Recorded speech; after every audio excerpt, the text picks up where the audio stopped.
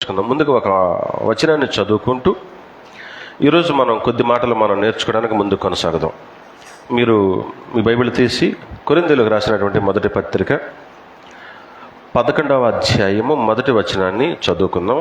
ఒక భక్తుడు యేసుక్రీస్తు తరఫున ధైర్యంగా నిలబడి మనకిస్తున్న హామీని, మనకిస్తున్న ప్రోత్సాహాన్ని, మనకు చూపుతున్న దిశానిర్దేశాన్ని చూసుకుందాం. ఏంటి ఆయన ధైర్యం?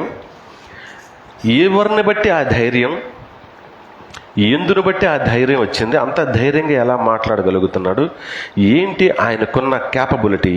ఈరోజు మనం నేర్చుకుందాం. ఎందుకంటే సంవత్సరాల తరబడి సంఘంలో కొనసాగుతున్న మనకి ఆయన ప్రోత్సహించడానికి, గుర్తుపెట్టుకోండి, ఈ వచనము లేదంటే ఈరోజు మనం మాట్లాడు ఎవరిని అవమానపరచడానికి కాదు, కేవలం ప్రేమతో మనల్ని మనం బలపరుచుకోవటానికి, అలాగే ఒకరికొకరు బలం తెచ్చుకొని ముందుకు కొనసాగటానికి ఉపయోగపడే మాటలు ఈరోజు దేవుడు మనకి ఇవ్వబోతూ ఉన్నారు. చదవండి. నేను క్రీస్తుని పోలే నడుచుకొనుచున్న ప్రకారం. ఎవరు మాట్లాడుతున్నారు ఈ మాట? పౌలు గారు, ఒక భక్తుడు లేదా ఒక విశ్వాసి లేదా ఒక సేవకుడు, ఒక అపొస్తలుడు. ముఖాముఖి దేవుడు కాదు, దేవుని కుమారుడు కాదు మాట్లాడుతోంది. దేవుని కుమారుని తరఫున మధ్యవర్తిగా వాక్యం ప్రకటించడానికి దేవుని సువార్తను మోసుకెళ్ళే ఒక అపొస్తలుడు ఎంత ధైర్యం మాట్లాడుతున్నాడు, ఎంత ధీమాగా. చెప్పండి ఆ మాట. నేను క్రీస్తును పోలి నడుచుకున్న ప్రకారము మీరు కూడా నన్ను పోలి నడుచుకోండి అని హామీ, అంటే ధైర్యం నూరిపోస్తున్నారు మనకి. మనం చిన్నపిల్లలకి ఏం కాదు, నేనున్నాను కదా, ఇలా నడువు అని నడిపిస్తాం, ఇలా దాటు అని దాటిస్తాం. మనం దాటేసి మనం తినేసి, ఇదిగో నేను తిన్నాను, నాకేం కాలేదు, నువ్వు కూడా తినని ఎంత ధైర్యం ఇస్తాం. అప్పుడు ఎదుటి వాళ్ళకి ఎంత, అరే ఏం కాదా, ఆయనకేం కాలేదు, నాకు కూడా ఏం కాదా అని మన ప్రతి సందర్భాల్లో మనకి ఎలా ధైర్యాన్ని నూరిపోస్తూ ఉంటామో మనం కూడా మన పిల్లలకి. ఆనాడు ఒక దైవజనుడు ఎంత ధీమాగా ప్రభువుకి మనకి మధ్య నిలబడి, నేను ఆయన్ని పోలి నడుచుకున్నాను, ఆల్రెడీ నడుస్తూనే ఉన్నాను, నడుచుకొనుచున్న ప్రకారము అంటే ఇంకా పనిలోనే ఉన్నాడు, అయిపోయిందని కూడా చెప్పటల్లా. నడుచుకొనుచున్న ప్రకారం అంటే నేను ఆయన ఖచ్చితంగా ఆయన పోలి నడుస్తున్నాను. పోలి అంటే ఏంటి? లక్షణం లేదా అలవాటు. ఆయన పోలిక ఏంటి? ఆ పోలిక ఆయన ఏం చేశారు? ఆయనకు అలవాట్లేండి. ఈరోజు మన పాఠం పేరు నీ వాడుక. వాడుక అంటే బ్రాకెట్లో అలవాటు అని రాసుకోండి. నీ వాడుక క్రీస్తుని పోలి ఉన్నదా? ఈరోజు మన పాఠం పేరు.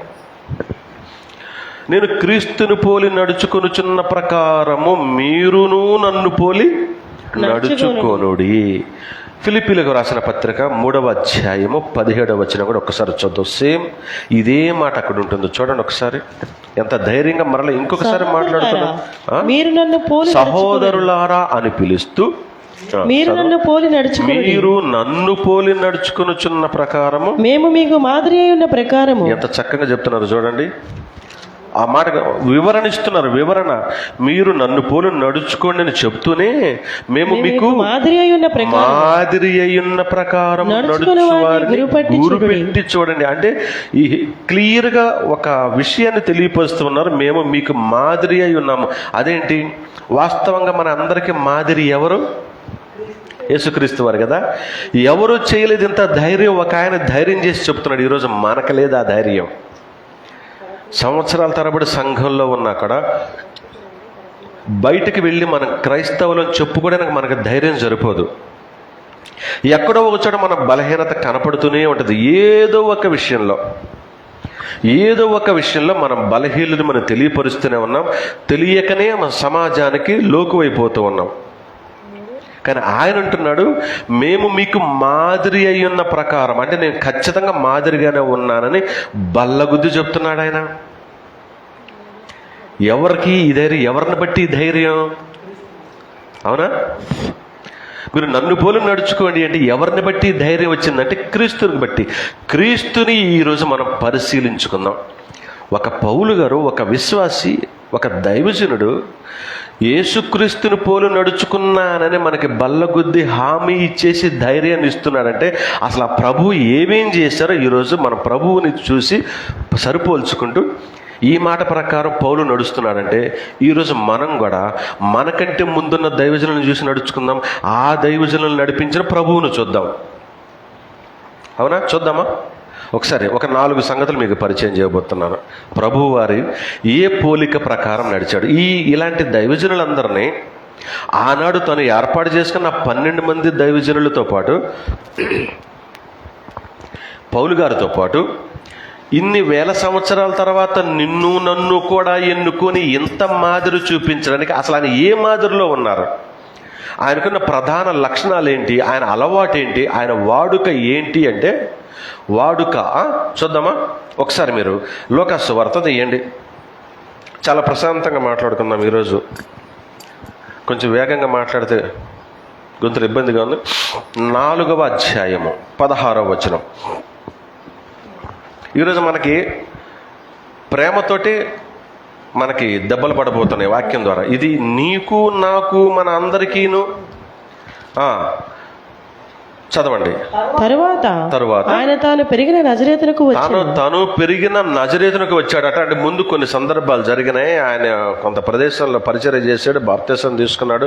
కొంతకాలం తర్వాత తాను పెరిగిన నజరేతునకు వచ్చాడు. వచ్చిన తర్వాత జరుగుతున్న వాడుక చొప్పున ఏంటండి? తన వాడుక చొప్పున వాడుక చొప్పున విశ్రాంతి దినమందు సమాజ మందిరంలోనికి వెళ్ళి చదువుడికై నిలుచుండగా. చాలండి. ఇప్పుడు అక్కడ ఒక మంచి మాట రాయించారు. తన వాడుక. ఎందుకు వాడుక అంటే? వాడుక అంటే అలవాటు. నీ అలవాటు ఏంట్రా అంటే, ఇందాక మనం కొంతమంది మామూలుగా కొంతమంది పెరుగన్నం తింటాం, వాడికి అలవాటు. కూర అన్న తర్వాత తింటాడు. కొంతమంది పెరిగే అస్సలు ముట్టుకోరు, వట్టి కూరతోటి తింటాడు, వాడికి అలవాటు అది. కొంతమందికి ఉదయాన్నే లేవటంతో ఒక అలవాటు ఉంటుంది. కొంతమంది పడుకోబోయేటప్పుడు ఒక అలవాటు ఉంటుంది. అవునా? అది లేకపోతే ఆ రోజు ఆ నిద్ర పట్టదు వాడికి. ఉదయాన్నే లేవకపోతే ఆ పని చేయకపోతే మనకి రోజు గడవదు. మనం కూడా తినేటప్పుడు, తాగేటప్పుడు, పని చేసేటప్పుడు, బట్టలు కట్టుకునేటప్పుడు, ఏదో ఒకటి తలదూకునేటప్పుడు ప్రతి సందర్భాల్లోనూ మనకు కొన్ని అలవాట్లు ఉంటాయి. అవునా? ఈ అలవాట్లను మనం ఏం చేసినా మార్చలేము. అవును కదా? అలాగే వాడుక అంటే అలవాటు. అలవాటు అంటే మారేదా మారనిదా? మారనది. ఇక అలవాటు మారదిక. కొన్ని చెడ్డ అలవాట్లు ఉంటాయి, వాటిని మార్చుకోవచ్చు దేవుడు తోడుగా ఉంటే. మంచి అలవాట్లు మార్చుకోవాల్సిన అవసరం లేదు. అందరం మెచ్చే మంచి అలవాటు అయితే మార్చుకోవాల్సిన పని లేదు. కానీ చెడ్డ అలవాట్లు మాత్రం ఖచ్చితంగా అవి ఎవరు ఒప్పుకోనివి కాబట్టి వాటిని మార్చుకోవచ్చు దేవుడు సహాయం చేస్తే. దేవుడు సహాయం చేయకపోతే వాటిని మార్చుకోలేవు. సరే, అది పక్కన పెడితే వాడుక అంటే అలవాటు. అంటే తప్పనిసరిగా ప్రతిరోజు చేసే పని, అంటే ప్రతి దినము చేసే పని, లేదా ప్రతి సందర్భంలోనూ చేసే పని. అందులో ఒక అలవాటు గురించి చెప్తున్నారు యేసుక్రీస్తు వారి గురించి. ఎక్కడికి వెళ్ళాడట ఆయన? సమాజ మందిరంలో. ఎక్కడున్నాడు? అంతకుముందు ఎక్కడున్నారు? అంతకుముందు సమరయ, గలిలయ దేశాలన్నీ, యోధా దేశం అదంతా తిరుగుతూ పరిచర్య చేస్తూ తిరుగుతూ ఒకసారి తాను పుట్టి పెరిగిన నజరేతు ఉన్నాడుగా. ఎక్కడది? పుట్టింది ఎక్కడ? బెత్లెహేంలో. పెరిగింది ఎక్కడ? మనం బాగా జ్ఞాపకం పెట్టుకోవాలి. తాను పెరిగిన 30 ఏళ్ళు ఎక్కడున్నాడు? అది ఎక్కడున్నాడు? అక్కడున్నాడు. ఏది? ఏం కొండలు అవి? మంచు కొండలు. ఏంటవి? ఏ పర్వతాలు? హిమాలయాల్లో ఉన్నాడని చెప్తున్నారు కొంతమంది. బైబిల్లో సింపుల్గా రాయించేశాడు. తాను పెరిగిన నజరేతు అంటే ఆయన అక్కడ పెరిగాడు. అదే లూకాసు వార్త 1వ అధ్యాయం మనం చదివితే ఆయన ఆ తర్వాత ఈ నామకరణం అంతా అయిపోయిన తర్వాత తీసుకెళ్ళిపోయారు అక్కడికి. సరే, ఈ విషయం ఈరోజు మన పాఠం ఏంటంటే, అనుకోకుండా ఒకరోజు పరిచర్య చేస్తూ తాను పుట్టి పెరిగినటువంటి నజరేతుకు వచ్చాడు. ఏ రోజు వచ్చాడట? ఏం చేశాడట? విశ్రాంతి దినమున. ఇప్పుడు ఇంతకు విశ్రాంతి దినం అంటే అప్పుడు ఏ రోజు? బైబిల్ ప్రకారం, పాత నిబంధన ప్రకారం శనివారం. ఈ ప్రపంచమంతా ఈరోజు ఏ దినం మనకు విశ్రాంతి దినం? ఎవరు ఒప్పుకున్నా ఒప్పుకోకపోయినా ఇదేమీ రూలేం కాదు. ఆ రోజు ఖచ్చితంగా వాళ్ళకి రూలే. శనివారం విశ్రాంతి దినం ఖచ్చితంగా రూలే వాళ్ళకి. కానీ ఈరోజు మనకు ఆదివారం అనేది మన సౌకర్యం కోసం పెట్టుకున్నాం. ఇది కూడా రూలేనంటే ఇది దేవుడిచ్చిన రూల్ కాదు, కానీ మనుషులంతా కలిసి ఏర్పాటు చేసుకున్న దినం. ఎందుకంటే సండే మొత్తం వరల్డ్ హాలిడే కాబట్టి ఈ విశ్రాంతి దినమున ఖచ్చితంగా మనమంతా కూడుకోవాలని. దానికి కూడా నిదర్శనం ఏమయ్యా అంటే ఆయన తిరిగి లేచింది ఎప్పుడట? ఆదివారమున తిరిగి లేచాడు గనక అది పునరుద్ధానపు దినము గనక ఆ వాక్యాన్ని బట్టి ఆ సందర్భాన్ని బట్టి బల్లబుచ్చుకోవటానికి సౌకర్యంగా ఉంటుంది. అదీగాక సెలవు దినం గనక అందరూ కూడుకోవచ్చని సంతోషంగా అందరూ విశ్రాంతి దినమని. ఇప్పుడు ఆ రోజు విశ్రాంతి దినమని ఏం చేశారట? తన వాడుక చొప్పున విశ్రాంతి దినమందు సమాజ మందిరానికి వెళ్ళాడట. సమాజ మందిరం అంటే ఏంటి? ఈ రోజు మనకి చర్చ్.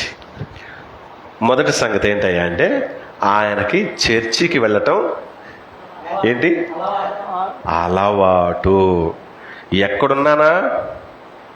ఎక్కడున్నా కూడానా, లేకపోతే ప్రత్యేకంగా అక్కడికైనా కాదు ఎక్కడున్నా సరే, ఒకవేళ ఏ పనిలో ఉన్నా, ఈరోజు మన పని తప్పనిసరయ్యో గత్యంతరం లేక ఒకవేళ వెళ్ళాల్సి వస్తే కనీసం చర్చికి వెళ్ళి బల్ల తీసుకోవటమో లేదంటే హాజరై రావటమో అనేది మనకు తెలియదు.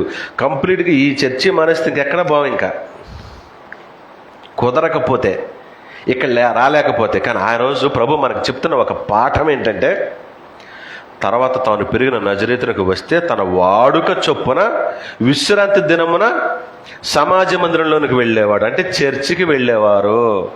ఈరోజు నీకు నాకు చెప్తున్నారు, నాయన నువ్వు ప్రతి విశ్రాంతి దినమున, ఈరోజు విశ్రాంతి దినం ఏంటనుకున్నావు? ప్రతి సండే ఆదివారపు ప్రభువు పునరుద్ధానపు దినమున నువ్వు ఎక్కడ ఉండాలి? మందిరంలో ఉండాలి. పరిశీలించుకుందాం. ఇది ఏంటంటే ప్రభువుకి వాడుక. ఎన్ని పనులున్నా చర్చికి వెళ్ళాల్సిందనా? వెళ్ళాల్సిందే. ఎందుకు? మిగతా 6 రోజులు నువ్వు పని చేశావు, కృతజ్ఞతాస్తుతులు చెల్లించావు, దేవుని వాక్యాన్ని ప్రకటించావో నీకు ఆయనకి తెలుసు. పని చేసావో లేదు నీకు ఆయనకి తెలుసు. ఆ సంగతులన్నీ తలపోసుకొని కృతజ్ఞతలు చెల్లించి, ఒకవేళ పని చేసుంటే థ్యాంక్స్ చెప్పి, చెయ్యకపోతే సారీ చెప్పి క్షమించమని అడిగి, మరలా ఈసారి వారానికి తగిన బలాన్ని పుంజుకోవటానికి, ఈ వాక్యం అనే ఆహారాన్ని ఇక్కడి నుంచి పంచుకొని వెళ్ళటానికి, అలాగే దేవుని సన్నిధిలో మోకరించటానికి, కృతజ్ఞత అర్పణలు చెల్లించటానికి, మొత్తం మీద ఏం చేయడానికైనా ఏం చేయాలి? మందిరానికి ఖచ్చితంగా రావాలి. మొదటి పాఠం ఇది. ఇది ఎవరి అలవాటు? ప్రభువు నేర్పిన అలవాటు సుమా.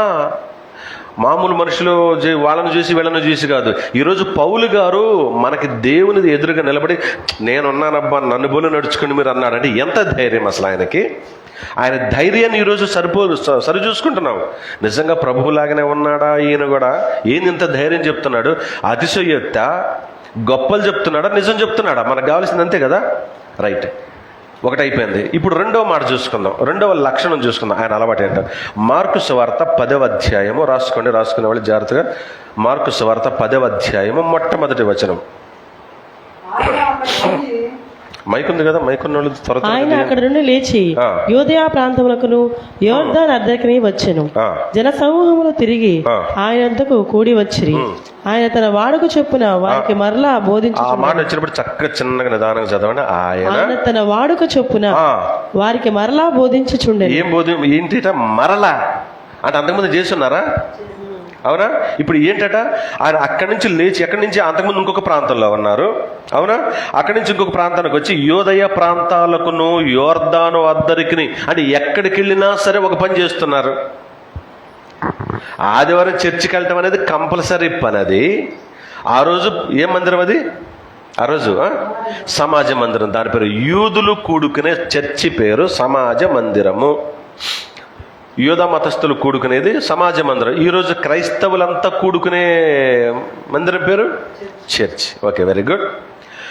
ఆదివారం ఖచ్చితంగా చర్చికి వెళ్తున్నాం. ఈరోజు మనం వెళ్ళాలి. ఆ రోజు ఆయన విశ్రాంతి దినం, శనివారం కాబట్టి ఎక్కడున్నా ఆ సమయానికి ఖచ్చితంగా ఆరాధనకి వెళ్ళేవాడు, చర్చికి వెళ్ళేవాడు. ఈరోజు మనం కూడా వెళ్ళాలని చెప్తున్నారు. ఇప్పుడు రెండో పని ఏంటట, ఆయన ఇంకో దేశంలోకి వెళ్ళాడు, యోర్దాను అద్దరికి. ఇంకోటి ఏంటట, యూదయ ప్రాంతాలు, అంటే అనేక గ్రామాలు, అనేక దేశాలు తిరుగుతూ ఉంటే జనసమూహములు తిరిగి మళ్ళా వస్తున్నారట. ఈరోజు మనం వెళ్తే మళ్ళీ వారం దాకా తిరిగి రావు, అంతే కదా? నిజం చెప్పండి. ఆదివారం వెళ్ళిపోతే మళ్ళీ ఆదివారం దాకా తిరిగి చూడం. తుపాకీకి కూడా దొరకం మనం. తుపాకీ గుండుతో వెలిస్తే గుండె వెళ్ళిపోద్ది అవతలకి, మనం మాత్రం తప్పించుకొని తిరుగుతుంటాం, గుండుకు కూడా దొరకం. కానీ ఆ రోజు జనసమూహాలు తిరిగి తిరిగి వచ్చి మరి వినేవాళ్ళు. ఏం చెప్తున్నాడు ఆయన, ఏం మాటలున్నాయి అబ్బా, ఆ మాటలు ఎక్కడ దొరకట్లేదని వెంటబడుతుంటే విసిగించుకోవాలా. ఏం చేస్తున్నారట ఆయన తన వాడుక చొప్పున. ఆయన అలవాటు ఏంటి ఆ వాట? రెండో అలవాటు ఏంటిది? బోధించడం. మరలా మరలా మరలా మరలా అర్థం ఏంటంటే విసుగు లేకుండా, విరామం లేకుండా నోరు నిబ్బుడుతుందిరా. అరే కాసేపు రెస్ట్ ఇవ్వండిరా, అరే ఒక ప్రసంగం అయిపోయింది ఇంక మళ్ళీ రేపే ఇంక ఈరోజు క్యాన్సిల్ అని. కానీ ఒక పావు గంట మాట్లాడితే మాటల కోసం తౌళ్ళాడుకుంటాం మనం. రోజంతా మాట్లాడిన సందర్భాలు ఉన్నాయి, 3 రోజులు మాట్లాడిన సందర్భాలు ఉన్నాయి. తెలుసా కొండ మీద ప్రసంగం అంటే ఏంటి తెలుసా? పిల్లలు కూడా తిండి తిప్పులు మానేసి, మీకు తెలుసో తెలియదా, ప్రభు అన్న మాట ఏమన్నారు తెలుసా? నేటికి 3 రోజులు బట్టి లోకల్ సువార్తలు చదువుకుంటాం కదా మనం. ఇక్కడే ఉన్నారు, వెళ్ళేటప్పుడు ముర్చిపోతారేమో, వాళ్ళకి ఆహారం పెడదామనిపిస్తుంది అని. అంటే యేసుక్రీస్తు వారే నీరసించిపోతారు, పడిపోతారేమో అని అన్నారు. అంటే అర్థం ఏంటి? ఆకలి దప్పులు మానేసి విన్నారు అంటే వినేవాళ్ళు కూర్చొని వినటమే. మాట్లాడే ఆయనకి ఎంత ఓపిక ఉండాలి? 3 రోజులు మాట్లాడగలిగేంత మాటలు ఉన్నాయి అంటే ఉన్నాయి ఆయన దగ్గర. ఆయన మాట్లాడిన 3 సంవత్సరాలు మాట్లాడిన మాటలు, 3 సంవత్సరాలు చేసిన పనులు 2000 సంవత్సరాలుగా మనం వివరించుకుంటూ ఉన్నాం, పులకరించిపోతూ ఉన్నాం. బ్రతుకులు మారిపోతూ ఉన్నాయి. మనుషులు తరం వెంబడి తరంలో ఎంతోమంది ఆయన శిష్యులు అయిపోతా ఉన్నారు. తట్టుకోలేని ఆనందాన్ని అనుభవించి ఎన్నో తరాలు గడిచిపోయినాయి. అదృష్టవశాత్తు ఈ తరంలో మనం ఉన్నాం. అన్ని మాటలు ఉన్నాయి కనుకనే తన వాడికేంటి, తనకు అలవాటు ఏంటది? బోధించడం. మరలా అనే మాట ఎందుకు రాయించాడంటే అంతకుముందే మాట్లాడొచ్చాడబ్బా. ఆ ప్లేస్ నుంచి ఇంకో ప్లేస్కి వచ్చారు, జనం మళ్ళీ విన్నోళ్లే వస్తున్నారు. అంత రుచిగా ఉన్నాయి ఆ మాటలు హృదయానికి. అందుకే మరలా బోధించుచుండెను అని రాయించారంటే ఎంత విషయం అండి అది. విసుగు లేని ప్రసంగాలు, విరామం లేని బోధ, అలసట లేని పరిచర్య. ఇప్పుడు ఆలోచించాము మనం అసలు? పౌలు గారిని ఊరికే మనం ఆ మాట చదువుకుంటున్నాం, నేను క్రీస్తుని పోలి నడుచుకున్న ప్రకారం మీరును నన్ను పోలి నడుచుకోండి అని ఒక్క మాటలో ఆయన అనేసాడే. ఈరోజు మనం ఎంత ధైర్యంగా అనగలమంటే ప్రభువును చూస్తే భయం వేస్తుంది మనకి. ఎక్కడున్నా ఏ పనిలో ఉన్న సమాజ మందిరానికి వెళ్ళటం మానేవాడు కాదు ఆయన. ఖచ్చితంగా చర్చికి వెళ్ళేవాడు. రెండోది బోధించేవారు. గుర్తుపెట్టుకోండి. ఇప్పుడు మనం 3 సంగతులకు వెళ్దాం. ఇప్పుడు బోధ చేస్తూ, బోధతో పాటు ఏం చేస్తూ ఉన్నారు ఆయన? బోధ చేసేటప్పుడు బోధతో పాటు ఏం చేస్తూ ఉన్నారు? అద్భుతాలు, మహత్కార్యాలు ఎవడో చేయలేనివి. ఇప్పుడు బోధ చేస్తూ అవి చేస్తున్నాడా? అవి చేస్తూ బోధ చేస్తున్నాడా? ముందు బోధ చేస్తూ ఉన్నాడు. ముందు బోధ చేస్తూ ఆ తర్వాత పరిచర్య. ఇప్పుడు ఇంతకీ అన్ని చేయాలంటే ఈయనకి శక్తి అవసరమా కాదా? అవసరమే కదా, ఖచ్చితంగా కావాలన్నా. ఎంత పెద్ద ట్రాన్స్ఫార్మర్కైనా శక్తి పైనుంచి రావాలి కదా శక్తి. ఇప్పుడు ఈయనే పెద్ద ట్రాన్స్ఫార్మర్ అనుకుంటే తండ్రి నుంచి ప్రార్థన పొందుకోవాలిగా. పొందుకోవాలంటే ఏం చేయాలి? ప్రార్థన చేయాలా? ఇప్పుడు తనకు అది మనలాంటి అలవాట, హృదయపూర్వకమైన అలవాటు చూద్దాం. ఒకసారి మీరు లోకాసు వార్తలోకి వచ్చేసేయండి. 22వ అధ్యాయము 39వ వచనం ఒకసారి చూస్తే, లోకాసు వార్త 22వ అధ్యాయం. తరువాత ఆయన బయలుదేరి తన వాడుక చొప్పున ఒలీవల కొండకు వెళ్ళగా శిష్యులను ఆయన వెంట వెళ్ళింది. ఆ చోటు చేరి ఆయన వారితో, మీరు శోధనలో ప్రవేశించకుండానట్లు ప్రార్థన చేయుడని చెప్పి. చాలండి. ఏంటి ఆయనకి వాడుక? ఒలీవ కొండకెళ్ళి ప్రార్థన చేయటం అనేది రెగ్యులర్గా ప్రతిరోజు జరిగే అలవాటు. ఎప్పుడు ప్రార్థన అవసరమైన తండ్రి దగ్గరికి వెళ్ళి ప్రార్థన చేస్తారు. ఒలీవల కొండ అంటే ఈరోజు కొండ మీదకి వెళ్ళి ప్రార్థన చేసే మేధావులు తయారైనారు. ఇంకెక్కడ చేయకూడదేమో మరి, నాకు అర్థం కాదు. కొండ సైనికులు అంట కొంతమంది, వాళ్ళ పేర్లు ప్రార్థన వీరులు అంట వాళ్ళ పేర్లు. ఈరోజు ఒలీవల కొండ లేదు మన దగ్గర. నువ్వు ఎక్కడ మోకరిస్తే అదే ఒలీవల కొండ. నువ్వు ఎక్కడ మోకరించి ప్రార్థన చేస్తావో అక్కడే నీ దేవుడు నిన్ను వింటూనే ఉంటాడు. పోయినసారి మనం ఒక మాట చదువుకున్నాం, ఆయన చెవులు ఎవరి మీద ఉంటాయట? పేతురు పత్రికలో మాట చదువుకున్నాం, గుర్తుంది ఎవరికైనా? ఆయన చెవులు ఎవరి మీద ఉంటాయట? ఆయన కళ్ళు ఎవరి మీద ఉంటాయట? ఆయన చెవులు నీతిమంతుల ప్రార్థన వైపు తొంగి చూస్తాయట. రిక్కించి వింటాడట చెవులు, నా బిడ్డ ప్రార్థన చేస్తున్నాడని. తన వాడుక చొప్పున రాయించారు. అవునా? అక్కడ ఆయన తన వాడుక చొప్పున అంటే కంటిన్యూగా తప్పనిసరిగా పగలంతా బోధ చేయటమో పరిచర్య చేయటమో ఏది కుదువు లేకుండా అన్ని పనులు చేసి సాయంత్రానికి మరలా బలం పుంజుకోవటానికి, శోధనలో ప్రవేశించకుండా ఉండటానికి, అపవాది ఎదిరించే బాణాలను ఎదుర్కోవటానికి ఖచ్చితంగా తండ్రి దగ్గరికి వెళ్ళి ప్రార్థన చేసేవాడు. ఈరోజు మూడవ లక్షణం ఏంటంటే ప్రార్థన. ఒకళ్ళు చెప్పి మనకు కూడా అలవాటే, మనకి మళ్ళీ కొంచెంసేపు మీకు అలవాటు గురించి వివరించాలి, తప్పదు. హృదయపూర్వకంగా అలవాటు, ఇంకొకటి జస్ట్ శరీర సంబంధమైన అలవాటు. అవునా? నిజం చెప్తున్నా, అలవాట్లు 2 రకాలు ఉన్నాయి. బైబిల్ తీసుకొని టైంకి మామూలుగా గబగబా చర్చికి రావటం అలవాటు. ఆదివారం అంటే బైబిల్ తీసుకుని చర్చికి రావటం అలవాటు. అదే బైబిల్ని తీసుకొని సమయానికి రావటం హృదయపూర్వకమైన దేవుని భయభక్తులతో కూడిన అలవాటు. అవునంటారా? కాదంటారా? చర్చికి వచ్చేసి బల్లబుచ్చుకోవటం, కానుక వేయటం అలవాటు కామన్గా. లోక సంగతి బోలెడు చెప్పగలను, కానీ వాటికి ఎందుకు మనకి? 100 వస్తే ఒకదాని వెంట 100 రాగలం. ఉదాహరణలో ఎందుకు మనకి? బల్లబుచ్చుకోవటం, కానుక వేయటం మామూలుగా అలవాటు. అదే హృదయపూర్వకంగా నీకు అలవాటు ఉంటే బల్లబుచ్చుకునేటప్పుడు గుండెలు పగిలిపోతాయి. అయ్యా, గత వారం అంతా నేనేమైనా చేశానా? అసలు నేను అర్హుడినేనా? ఏం చదువుకున్నాం మనం అందులో ఒక మాట, ఎవడైనను అయోగ్యుడైతే ఏంటట కదా, ఎవడు అయోగ్యముగా ప్రభు బల్లలో శరీరము తినను, దాని పాత్రలను త్రాగును, వాడు తనకు శిక్షా విధి కలగటానికి, అంటే నాకు శిక్ష వచ్చినా పర్లేదు, ఏమైందంట చూసుకుందామలే అని తింటున్నామని వాక్యం చెప్తుంది, నేను చెప్పట్లేదు సుమా. ఇది మనకు అర్థమైతే మామూలుగా అలవాటు చొప్పున బల్లలో చేవేస్తాము, కానుక డబ్బాలో కూడా చేయేస్తాం. ఇది మామూలు అలవాటు. కానీ హృదయపూర్వకంగా అయితే నేను వేసే కానుక వలన నా సమాజానికి లేదా నా సంఘానికి ఏదైనా ఉపయోగపడుతుందా అని భయం వేస్తే ఈ కానుక మారుతుంది సైజు.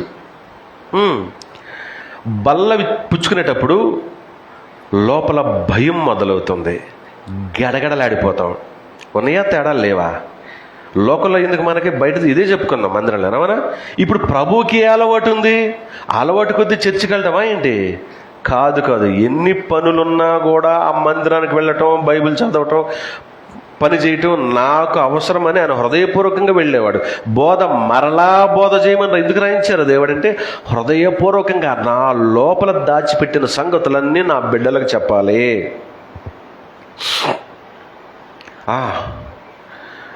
ఉదయం కూడా చాలాసార్లు వాళ్ళు చూస్తూనే ఉన్నారు, ఊపు రావట్లేదు, నాకు దగ్గు వస్తుంది, కళ్ళె పడుతుంది, విపరీతమైన ఆయాసం వస్తుంది. ఏమైపోయిందో తెలియదు. పోయిన వారం నుంచి అనుకుంటున్నా ఈ సంగతి చెప్పాలి, ఇలా మాట్లాడుకుందాం, ఈ సంగతిలో ఆలోచన వచ్చిన కాడి నుంచి అనుకుంటున్నా 2 వారాలుగా ఈ విషయాన్ని. ఈరోజు మీతో మాట్లాడుతూనే ఉన్నా. అంటే తట్టుకోలేనంత పంచాలని, హృదయపూర్వకంగా బోధ చెయ్యాలని వచ్చారు ప్రభు ఆ రోజు. ఈరోజు మనల్ని కూడా అలాగనే చేయమంటున్నాడు. అదే చేశాడు పౌలు. అందుకే ధైర్యంగా చెప్తున్నాడు, నేను ఆయనను పోలి ఉన్న ప్రకారము అనే మాట ఎందుకు వాడుతున్నారంటే, నేను అనలేండి ఆ మాట, నాకంత ధైర్యం లేదు. కానీ ఆయన అన్నారు, మరలా బోధ చేసే పరిస్థితి. ఇప్పుడు ప్రార్థన ఏంటి? చివరి గడియల పడి ఇంకొంచెం సేపట్లో అప్పగింపబడతాననే ముందు కూడా వాడుక చొప్పున ఇంకదే చివరి ప్రార్థన. తెల్లారటప్పటికి రేపు ఈ టైంకి నేను ఉన్నాను, అంతే కదా. అప్పగించబడిపోయి ముందు రోజు రాత్రి ప్రార్థన చేశారు, శోధనలో పడకుండా, ప్రభువా నీ చిత్తమైతే నన్ను ఇందులో నుంచి కాపాడు, లేదు నీ చిత్తమే నెరవేరాలి. చివరి ప్రార్థనతో అయిపోయింది. ఇంకా ఆ రాత్రి వాళ్ళు తీసుకెళ్లారు. రాత్రి అంతా దెబ్బలు కొడతాం, అవమానాలకు అప్పగించడం, ఇది అయినా సరే అప్పుడు కూడా ప్రార్థన మానలేదు. తన వాడుక చొప్పున రాయించారు. చూసారా? మనకు అర్థమవుతుందా? ప్రార్థన చేయటం హృదయపూర్వకంగా. ప్రార్థన కూడా అంతే. ఉదయాన్నే మంచం దగ్గరతో కొంతమంది గబక్కన మోకాళ్ళు వేసేస్తారు, మంచిదే, అలవాటు, జస్ట్ అలవాటు అంతే, ఇంకేం ఉండదు. మరి ఏంటయ్యా అలవాటు అంటే హృదయపూర్వకంగా గతించిన రాత్రంతా నన్ను కాపాడినందుకు నీకు హృదయపూర్వక కృతజ్ఞతలు. హృదయపూర్వకంగా నన్ను కాపాడినందుకు నీకు నా హృదయపూర్వక కృతజ్ఞతలు. ఇప్పుడు తీస్తాను బట్టి అక్కడ తీసి ఫోన్ పెట్టి చూడు అర్థమవుతుందా? అంటే ఏ పని చేసినా హృదయపూర్వకముగా చెయ్యాలి అనేది దేవుని ఉద్దేశ్యము. ఏ పని చేసినా హృదయపూర్వకంగా చెయ్యాలి, అది ఆయన కోరుకునేది. అలవాటు కొద్దీ చేస్తున్నాం మనం, అది ఇక్కడ తేడా. ఇప్పుడు మనకి మెయిన్ ముఖ్య ఉద్దేశం ఏంటంటే ఇప్పుడు మనం ఈ విషయాలు చెప్పకపోతే అట్టయితే నేను కూడా చర్చికి వెళ్ళటం అలవాటే కదా, ప్రార్థన చేయటం నాకు అలవాటే కదా, అప్పుడప్పుడు బోధ చేస్తూ ఉంటాను వాళ్ళకి ఒక మాట రెండు మాటలు, అది కూడా అలవాటే కదా. సో ఈ అలవాటు ఉంటే బాగుండు, ఈ అలవాటు ఉంటే పరలోకి వెళ్ళిపోతాం అని అనుకుంటారేమో. మరలా అందుకోసం భయపడేసి మరలా అలవాటు అంటే రెండు అలవాట్లు ఉన్నాయి నాయన. హృదయపూర్వకంగా చేసే అలవాటు, ఈ శరీర ప్రకారం చేసే అలవాటు, రెండు రకాలు ఉన్నాయి. అంతే కదా. ఉదయాన్నే నిద్ర లేవటం, మధ్యాహ్నం ఉదయం పని చేయటం అలవాటే. కానీ హృదయపూర్వకంగా బాధ్యతతో చేసే పనులకి, బాధ్యత లేకుండా అలవాటు కొద్ది చేసే పనులకి తేడా లేదు. అమ్మ సంగతి చూడండి, నాన్న సంగతి బయటకు వెళ్ళేది ఆయన అట్ట చేసిన పనే కాబట్టి అమ్మ పనులు హృదయం రెండు స్పష్టంగా తేడా తెలుస్తుంది. నాన్న పనులు పెద్దగా తెలియదు కానీ అమ్మ పనులు ఇంటి పనులు, అవునా? ఆ హృదయ అలవాటు కొద్దీ అటొక చీపురు ఇటుక చీపురు ఒక అలవాటు అయితే శుభ్రంగా కడిగిన ముచ్చులాగా తుడిచిపెడుతుంది ఇల్లు. అది ఏదో ఒకటి వడకేసి పెట్టడం అలవాటు అయితే అద్భుతమైన రుచితో వండి పెట్టడం కదా. తేడా తెలియట్లా? అంటే దేవుని కుమారుడు మనతో ఏం నేర్పుతున్నాడు అంటే, ప్రభు అయిన యేసుక్రీస్తు వారు ఏ పని చేసినా అందులో అలవాటే ఉండాలి. అది నీకు అలవాటు అయిపోయి ఉండాలి ఆ పని. అది అయితే అది హృదయపూర్వకంగా ఉదయాన్నే లేవటంతో నువ్వు ప్రార్థన చేసుకోవటం నీకు హృదయపూర్వకంగా అలవాటు అయిపోయి ఉండాలి. శరీరం కొద్దీ అలవాటు కొద్దీ మోకాళ్ళు ఉంచడం కాదు, హృదయాన్ని వంచడం నేర్చుకోవాలి. చర్చికి ఏదో టైంలో ఏమైంది, ఇంకా పాటలే పాడలేదు, 2 పాటలేగా పాడింది, ఇంకా వాక్యం మొదలుగా అనుకోవటం కాదు. నా ప్రభు నా కొరకు ఎదురు చూస్తూ ఉంటారని హృదయపూర్వకంగా పరిగెత్తుకుని రావటం. అలాగే అది కానుకైనా ఓకేనా. ఇప్పుడు ఎన్ని చెప్పుకున్నాం? 1 మందిరానికి రావడం, అంటే చర్చికి రావడం. 2వది బోధించడం. 3వది ప్రార్థన. ఇంకొక సంగతి మీకు పరిచయం చేస్తాను. మీరు ఇప్పుడు లోకసువార్తలో ఉన్నారు కదా, అదే లోకసువార్తలో ఒకసారి 2వ అధ్యాయము 42వ వచనం ఒక ప్రాముఖ్యమైన సంగతిని ఇక్కడ మీకు పరిచయం చేస్తాను. 2:40 ఆయన 12 వాడై ఉన్నప్పుడు. ఏ పండుగ అది? ఆ పండుగ పేరేంటి? పస్కా పండుగ. Right, very good. ఏంటి పస్కా పండుగకి కూడా వెళ్ళటం అలవాటైన. ఏటేటా పండగకి వెళ్ళేవాడు ఆయన. అంతకుముందు ఎప్పుడో పాత నిబంధన గ్రంథంలో దేవుడు ఇచ్చినటువంటి ఆజ్ఞ చొప్పున పస్కా అంటే దాని అర్థం ఏంటి అంటే పశువుని వధించడం, అవునా? మనుషులు తాము చేసిన పాపాలకి, అపరాధాలకి చాలా రకాలు ఉన్నాయి. పాప పరిహారార్థంగా బలులు, అపరాధ పరిహారార్థ బలులు, ఇంకా కృతజ్ఞతార్పణలు, ఇంకా చాలా ఉన్నాయి. ఎప్పుడైనా మనం చదివితే కదా మీకు అర్థమైతే వాటిని కూడా పరిచయం చేద్దామని ఉంది. చాలా సంగతులు దాచిపెట్టబడి ఉంటున్నాయి. మీరు బుర్రకు పదును పెడితే, మీరు యాక్టివ్గా ఉంటే సమయానికి రావటం, మందిరానికి పరిచర్యలో పాలుపొంపులు పొందుకోవటం, మందిరపు పరిచర్ని పైకి తీసుకెళ్ళాలని తపన పట్టడం, ఆ తపన మీలో కనపడితే ఇంకా బోలుడు ఉన్నాయి మీకు వివరించాల్సినవి. ఇప్పటికీ ఇందులో ఉన్న దాంట్లో ఏమంటారు దాన్ని, సముద్రంలో ఒక నీటి పొట్టంత కూడా మనం ఇంకా నేర్చుకోవాలి. ఇంకా బోలుడు ఉంది. నేను ఎప్పుడు నేర్పాలి, మీరు ఎప్పుడు నేర్చుకోవాలి. ఈ బలులన్నిటికీ ఏ రోజు చేసేవాళ్ళంటే పస్కా. సంవత్సరానికి ఒక మారు, అంటే అన్ని పండుగలతో కూడా పస్కా పండుగ కూడా ఒకటి. ఆ పస్కాలో ఏం చేస్తారయ్యా అంటే, ఏం చేస్తారు చెప్పండి? తమ పాపాల తరఫున, తమ చేసిన బలుల తరఫున ఏదో ఒక గొర్రెనో, మేకనో, పశువునో, పావురన్నో, దేనో ఒక దాన్ని పాప పరిహారార్థ బలిగా అప్పగిస్తూ దానిని ఖండించి దేవునికి నైవేద్యంగా పెట్టి దహింపజేసి రకరకాల పద్ధతులు ఉన్నాయి. టోటల్గా పస్కా అంటే ఏంటంటే బలిగా ఒక పశువుని అప్పగించడం కదా. ఇప్పుడు అది ఏంటట, వాడుక చొప్పున వారు యెరూషలేమునకు వెళ్ళిరి. వెళ్ళింది. Okay, right. అలవాటు. ఇప్పుడు మీరు గమనించండి, యేసుక్రీస్తు వారు తన బాల్యం నుంచి కూడా పాత నిబంధనలో తండ్రి చెప్పిన ఆజ్ఞల ప్రకారమే అన్నీ పాటిస్తూ తన మరణంతో ఈ పస్కా పశువుగా బలిగా తానే అప్పగించబడి ఇక నుంచి బలులు అవసరం లేదు, నేనే బలి కాబోతూ ఉన్నాను, బలి అయ్యాను, ఇక నుంచి నన్ను జ్ఞాపకం చేసుకోండి, ఇదిగో నిజమైన పస్కా నేనే. అయిపోయింది. ఇంకా ఇక నుంచి ఎవడు కూడా బలులు ఇవ్వకూడదు, కోళ్ళు మేకలు నా పేరుతో వధించబడకూడదు.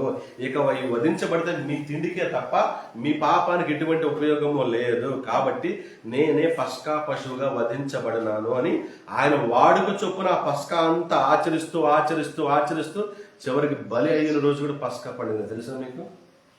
పస్కా పండుగ రోజు బలిగా వధించబడినాడు.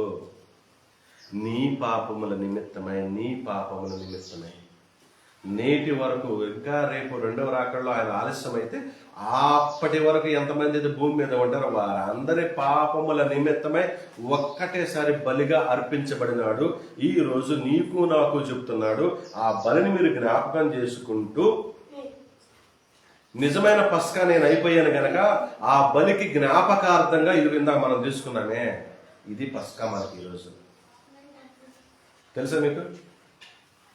పస్కాని మనం పుచ్చుకున్నాం. బలిగా అర్పించబడిన ప్రభువు యొక్క శరీరానికి గుర్తుగా ఇది రొట్టెను, ఆయన ఆనాడే అర్పించబడిన పరిశుద్ధమైన రక్తానికి గుర్తుగా ద్రాక్ష రసాన్ని ఈరోజు మనం పుచ్చుకుంటున్నాం. మనకి పస్కాని విడిచి వెళ్ళాడు జ్ఞాపకార్థంగా. తెలుసా? 4 పనులు చేశారు ఇప్పుడు ఆయన. ఏంటి? మొదటిది, మందిరానికి ఖచ్చితంగా కంపల్సరీగా ఎప్పుడు కూడా డుమ్మా కొట్టకుండా. డుమ్మా కొడుతులు మనకు మొరగడం కదా, పనికి డుమ్మా కొట్టం, కానీ మందిరానికి డుమ్మా కొట్టడంలో మహా మొరగడు ముందుంటాం. భలే వాడు కదా, ఈరోజు డుమ్మా కొట్టేసామని చెప్తాం కదా. అవునా కదా? ఈ పదం వాళ్ళది ఎవరు? మీరు బడికి వెళ్ళేవాళ్ళు అందరికీ తెలుసు ఈరోజు బడికి డుమ్మా. కానీ మందిరానికి డుమ్మా కొట్టలా. నెంబర్ 1 మందిరానికి వెళ్ళడం, రైట్. నెంబర్ 2 బోధించడం. బోధించడంలో బోధనా లేకపోతే ఆచరించడం కూడా ఉందా? ఎస్, ఆయన ఆచరిస్తూ బోధించేవాడు, మోహపు చూపుతూ చూస్తూ బోధించేవాడు ఆయన. ఒక భయంకరుడు రెడ్ హ్యాండెడ్గా పట్టుకున్నారట. ఎవరని తెలుసా? అమ్మా, ఇక నుంచి పాపం చేయకూడదు. ఏం మాట అండి, ఎవరు అనగలం మనం? ఎవరిని చూసినా రాని ఆలోచన, ఒకరు వ్యభిచారం తెలిస్తేనే మనకు ఆటోమేటిక్గా చూపు మారిపోద్ది. అవునా కదా? మనం చూసి చూపు ఆటోమేటిక్గా మారిపోద్ది. ఆహా, ఈయన ఇలాంటి దాన్ని మనం చూసి చూపులోనే తునికిసలాడుతూ ఉండదు, పాప ఆలోచన, మోహపు ఆలోచన. కానీ ఆయన అమ్మ అని పిలిచాడు. అంటే బోధించేటాడు. ఆయన బోధిస్తున్నాడు, అమ్మ ఇక పాపం చేయమాకు అంటూ బోధిస్తున్నాడు. బోధించేటప్పుడు ఏమంటున్నాడు అంటే అమ్మాని పిలుపులోనే తన వ్యక్తిత్వాన్ని చూపిస్తున్నాడు. అంటే పాటిస్తూ ఉన్నాడు నిజాయితీని, మనసులో కూడా లేని ఆలోచన. అందుకే కదా మనకు చెప్తున్నాడు, ఒరే నాయన మీరు పాత రోజుల్లో వ్యభిచారం చేస్తేనే, ఇప్పుడు రూల్ మార్చేశాను. ఈ రోజు వ్యభిచారం ఆ చూపుతో చూస్తేనే పాపం. తేడా ఉందా లేదా? ఉంది. ఇప్పుడు బోధలో అనుసరణీయం అంటే ఏంటది? ఆచరణాత్మకమైన బోధ. నెంబర్ 2. నెంబర్ 3 ఖచ్చితంగా ప్రార్థనలో ఉన్నాడు. అంటే బలం పుంజుకోవాలంటే ఏకైక సాధనం ప్రార్థనే. వాక్యం ఆత్మకి ఆల్రెడీ బలం ఇస్తుంది, కానీ మనం పని చేసి ఈ నేర్చుకున్న వాక్యాన్ని ఆచరణ రూపంలో పెట్టాలంటే ప్రభువుతో ప్రార్థన చేయాలి. నాన్న ఈ పని చేశాను, మరలా నాకు కొంచెం శక్తినివ్వు. ఈ వారం ఇంత ఖర్చు పెట్టాను, ఇంకొక కొంచెం ఖర్చు పెడతాను, నా చేతులను బలపరచు. ఇదిగో నీ కొరకు ఇంత ప్రయాసపడుతూ ఉన్నా, నన్ను జ్ఞాపకం చేసుకుని ఆయన అని ఎప్పుడు తండ్రితో ప్రార్థన చేయటం. ఈ 3 లక్షణాలు యేసుక్రీస్తు వారు చూపిస్తూ 4వది మనకి సాక్ష్యార్థంగా విడిచిపెట్టి వెళ్ళిపోయాడు. తానే బలైపోయినాడు. ఈరోజు నిన్ను నన్ను బలవమని చెప్పటం లేదు, కానీ తానే బలిగా అర్పించబడుతూ ఆ బలిని, ఆ పస్కాని మనకి విడిచిపెట్టాడు. జ్ఞాపకం చేసుకోండి, మీరు కూడా నాలాగే కష్టపడాల్సిందే. మరణించాల్సిన పని లేదు, కానీ మరణించేంత వరకు మీరు ఆయన కొరకు ఖచ్చితంగా పని చేయాల్సిన బాధ్యతను మనకు విడిచిపెట్టి వెళ్ళిపోయారు.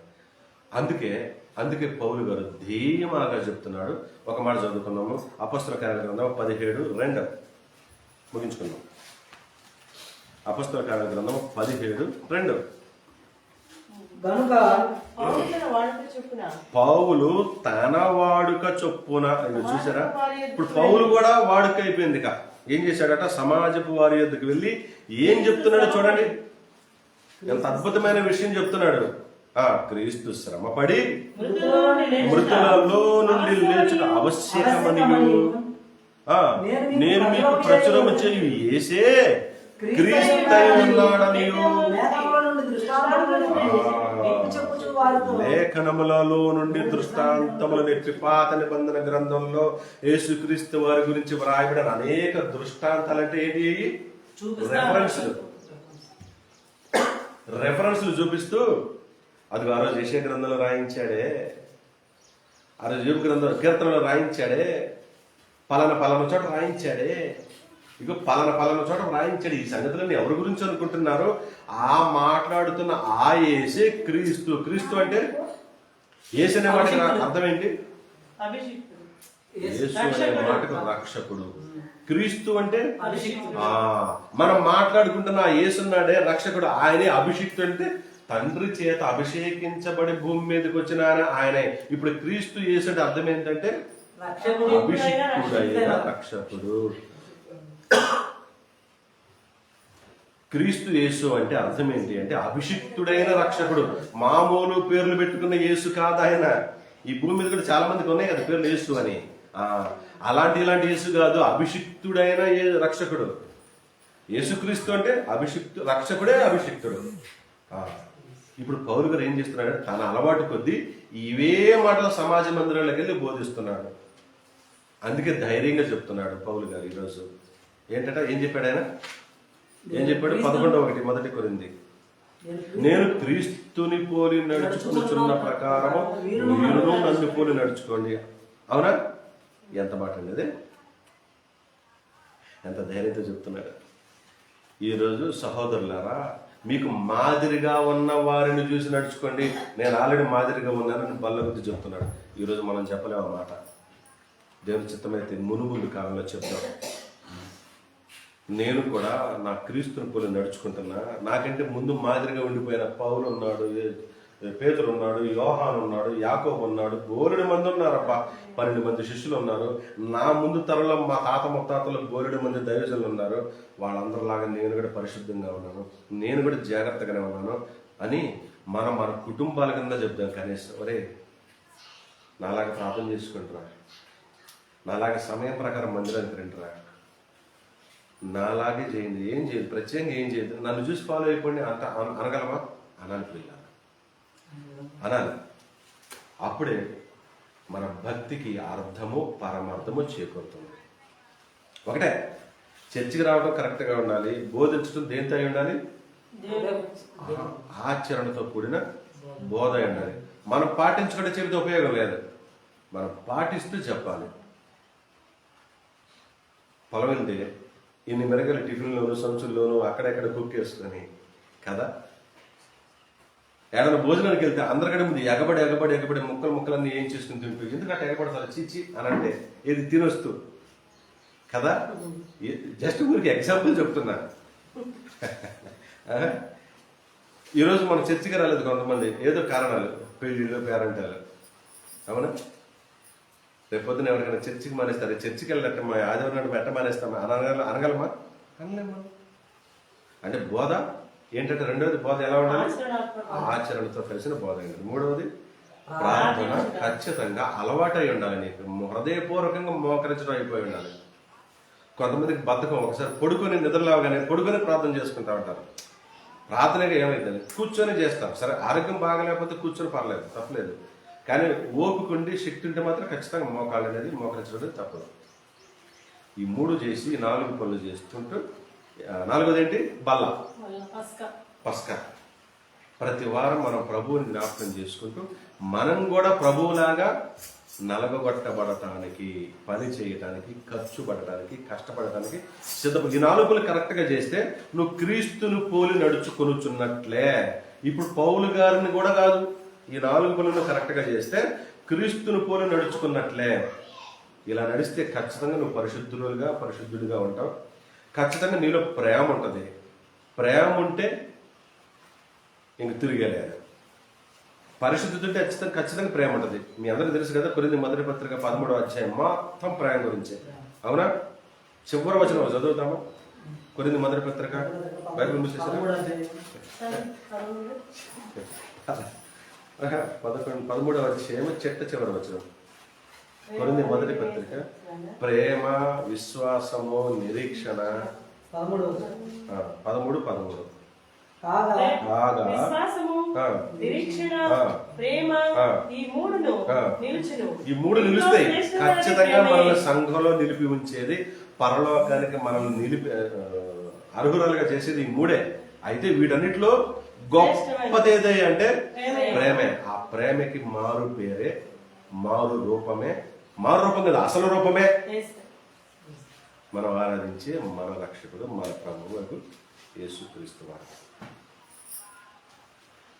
ఆ ప్రేమ మనలో ఉంటే నువ్వు ఎక్కడ పోయొచ్చినా, ఏ స్థితిలో ఉన్నా, ఆ ప్రేమ నీలో ఉంటే నువ్వు పరలోకానికి అర్హురాలివే.